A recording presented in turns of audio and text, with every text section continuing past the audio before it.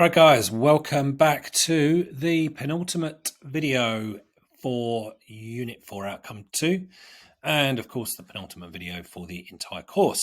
So K-Knowledge 9, CSR, Corporate Social Responsibility During Change is what we're talking about here. Here is a study design, and here is what we're talking about in this video. So corporate social responsibility considerations when implementing change. Okie dokie. So look, by now, this stage of the course, i.e. the end of the course, we all know we've done corporate social responsibility to death, okay?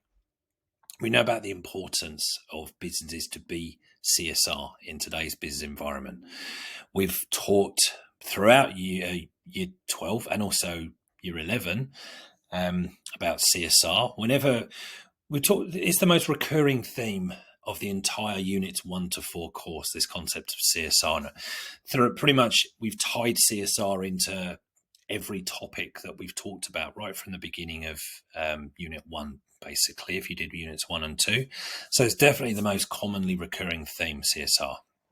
So we now, if you went back through all of your notes for the whole course, you'd have an absolute ton of strategies that relate to how businesses can be socially responsible with respect of different things that we've looked at during this course, okay? So different ways that businesses can demonstrate their social responsibility. We know that is just an expectation of employees, customers, shareholders, society at large, that a business will act ethically and ideally contribute in some way to the community beyond simply the provision of the goods and services that it provides as part of its core business, okay? Whatever the size of the business, whatever it is that they do, it is important that the principles of CSR are considered in all policies and procedures, okay? So whatever business do, every aspect of what they do, you've got to also be thinking about the CSR angle. Okay, that's why it's been such a common theme throughout this entire course. So we're going to talk about it here in respect of how it needs to apply during change in a business. Okay, so we're just doing what we've done throughout the whole course, taking CSR and applying it into what we're talking about in this particular outcome. Now, CSR might actually be the driving force behind a change. So in other words, what I mean by that is that it might be the case that the change happening within the business is for the business to become more socially responsible. The business might have recognized that they have some shortcomings maybe in this area, so they're trying to make some changes in the business to become a more socially responsible business. There might be they recognize some of their competitors are getting ahead of them because customers view them as being more socially responsible than them. So in that sense, social responsibility might actually be a driving force for a change, but that is not what we're talking about here. Okay, what we're talking about here is how businesses need to consider CSR when they're going through any kind of change process. Okay, not one where to be socially responsible is the absolute focus of the change, but how businesses can demonstrate social responsibility when they are taking the business through any type of change.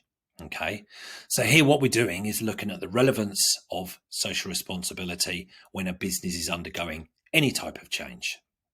So in other words, what type of CSR considerations do the managers need to think about when they're taking the business through a change process, or how can they carry out any kind of change process in a socially responsible way? Okay, hopefully you understand what I'm saying there about what the focus of this particular key knowledge dot point is. So one way to define CSR, and again, we've seen a few different ways, and VCAR themselves have provided in their examiners' reports a couple of times definitions. But look, a pretty decent definition here, an approach to business that takes into account how its actions and practices affect the employees, the community, and the environment. Okay, one example, but a pretty solid definition. So given that definition, what we're saying is that when a business is going through change, the managers need to consider the impact of that change on the environment, its workforce, and the broader community. Okay, They cannot go through a change process without considering those stakeholders if they're going to make the change in an ethical and socially responsible way. Okay. So let's give some examples of changes and just look at how CSR might apply. So downsizing, okay, a common change or part of a larger change often that businesses go through is downsizing. In other words, shedding jobs, making redundancies, getting rid of people, whatever you might want to call it. So look, just some headlines over the last couple of years. These headlines, you're seeing in the press the whole time. Okay, always there's businesses that are shedding jobs, getting rid of people, usually as part of a cost-cutting exercise. So look, there's just a few examples for you to put out there. So the question is, how can a business be socially responsible when they are downsizing? Okay, so number one way to do this is to actually minimize the number of job losses. Okay, we need to lose people. We know this. We need to save money. We need to cut costs. How can we minimize the actual number of job losses? Well, perhaps we could look at redeployment. Okay, so rather than actually losing those people and those people losing their jobs, is there a way that we can redeploy them or reabsorb them somewhere else in the business? Okay, so that would be one way to be socially responsible. We are making redundancies, yes, but we're minimizing the number of redundancies by redeploying people. That's one way you can be or demonstrate your CSR. Second way, assist your retrenched employees or your redundant employees as much as possible. Larger redundancy packages than you legally have to offer, retraining them, outplacement services, any of that stuff. So we looked at this stuff when we were looking at human resource management in Unit 3 Outcome 2. And we looked at termination. So we did touch on this stuff then, and we mentioned outplacement services then. And again, remember, being socially responsible is not about meeting your legal obligations. Okay, being socially responsible is about going above and beyond those. Okay, so when you are making redundancies, no, you do not have to offer training. You don't have to offer a larger redundancy package. There is a legal stipulation, depending on how long the person has been with you, so on and so forth. You don't have to retrain them. You don't have to offer outplacement services. There's obviously a cost to the business of doing all of those things, but to do those things, despite it costing the business money, demonstrates social responsibility in that process. Okay. Changing suppliers. Okay. Another common change that businesses go through. So how can a business be socially responsible when it's changing suppliers? So when you are looking for new suppliers, okay, it might be part of a cost-cutting exercise again. You need to find suppliers that are cheaper because your suppliers have become too expensive, for example. So when you're sourcing new suppliers, are the suppliers local? Okay, think in terms of the carbon footprint considerations. Okay, so if your suppliers are local, there's going to be less of a carbon footprint created in getting those resources to you, particularly if they're coming from overseas, for example. Yeah, you might be able to access cheaper suppliers overseas, but you're creating more of a carbon footprint in doing that, so therefore being less socially responsible. Think also in terms of supporting the local economy. Okay, we've talked about this previously. It's deemed to be socially responsible to be supporting either the local, in terms of a very local state level, or at least an Australian level, supporting, say, the Australian economy as opposed to supporting the economy of another country overseas. So again, suppliers being local, that's a way to demonstrate your social responsibility in a couple of different ways there. If you are going to get supplies from overseas, do you know what the working conditions of those employees are like? Okay, really, really important that you're aware of what is happening in those businesses that are supplying you. Are they looking after their employees? Okay, like the picture that you see there is, I think it was 2011, 12, 13, something like that. That was in Bangladesh. That was a clothing factory that existed to supply many of the major Western brands around the world, some very, very well-known brands that you would have heard of. It turns out that the building collapsed. killing something like 1,150 workers, injuring hundreds more. It turns out, look, the owners of the factory knew that there were issues with the building. It was dangerous, but they were under such pressure from their Western suppliers to be knocking out, cheap clothes that they could sell. They kind of turned a blind eye, and then this happened, and a lot of people lost their lives.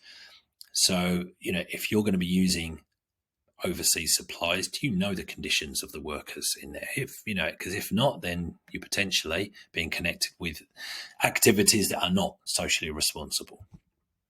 Introducing technology, a really, really common change that's happening in businesses because technology keeps moving on. How can a business be socially responsible when introducing technology? So think first of all about the impact of the technology on the environment. So it depends on what type of technology we're talking about, but the emissions that it's going to create, if it creates any. Is it possible to buy a version of that type of technology that is going to create, again, less of a carbon footprint? Where is the technology going to come from? Are you going to source it locally or overseas? Again, carbon footprinting and getting it to you, and again, supporting the local economy. Then the impact on the workforce and the local community in terms of job losses. Okay, what are you going to do about that? Okay, so if this technology is replacing people, how are you going to minimize the impact of that? Again, you could come back to the stuff we just talked about when we were talking about downsizing. Can you redeploy people, retrain them, outplacement services, that sort of thing? So again, this stuff kind of, connects. But at the end of the day, with all of these changes, again, so the angle we're taking is how can we make these changes in a way which is socially responsible? Now, going to just kind of think about this in another way, right? Kind of rearranging this information and also maybe adding in a few other ideas. If we have a look at that definition that I put up earlier in this video of social responsibility, approach to business takes into account actions and practices affect employees, the community, the environment. Okay, so maybe we can think about CSR in relation to those three things kind of individually. So what I've got here is some summary tables with examples of change and how CSR might be incorporated into the decision-making process as that change is kind of being carried out. So considering first off the employees from our definition of CSR. So the change, anything that's leading to employee redundancies, your CSR consideration could be offering outplacement services and counselling to those redundant employees, retrenched employees. If the change is anything to do with the introduction of new equipment, machinery, providing extra training and support to the employees around that might be a way to demonstrate your CSR. Any changes which affect employee job security, one way to maybe demonstrate CSR is by redeploying employees to different roles to maintain their job, maintain their financial security, and also just by speaking open and honest with employees who might feel anxiety or fear around the change. Okay, so this is just making some direct connections and basing this on our definition of CSR. So the next part of that definition of CSR was the community. So if our changes, say, for example, again, changing suppliers, choosing local suppliers to create employment opportunities, improve the local economy. Okay, just touched on that before. Introducing new technology which replaces human labour could be the change. Redeploying employees to other areas of the business as much as you can to minimise the unemployment that you're creating. If the change is moving to global sourcing of input, so in other words, sourcing resources from overseas, then perhaps sourcing materials from businesses that provide employees with fair pay and working conditions could be a way that you're demonstrating your CSR. And finally, the environment. So the last of the three kind of aspects of our CSR definition. Change, if the change is introducing new technology, purchasing accurate technology which reduces the number of errors, that will minimize the amount of waste is created. Okay, so therefore negatively impacting the environment less. Change of suppliers might be a change. So again, choosing local suppliers to reduce the carbon footprint produced during transportation. Already talked about that one. And if the change is you're building a new facility, whether it's a factory, a warehouse, an office, whatever it is that you need, maybe by building a sustainable facility that creates minimum pollution during construction and has a minimal impact on wildlife. Okay, so nothing, not even too much new. I think a lot of that stuff we've talked about at other parts of the course. But again, what we're doing in Unit 4 Outcome 2 is, tying some other ideas together. But anyway, so there's some good examples that you can use. And again, this isn't necessarily about rote learning. This is maybe recognizing opportunities for this stuff within case material. So understanding how this works, understanding, having some examples to hand, but, there might be opportunities to come up with, depending on what case material you're seeing, the opportunity to come up with other ideas other than the ones I've talked about in this video here. But that is what I have for you here in this one. That is 4.2.9. I'll see you in the next and final video for Key Knowledge 10. Cheers for now.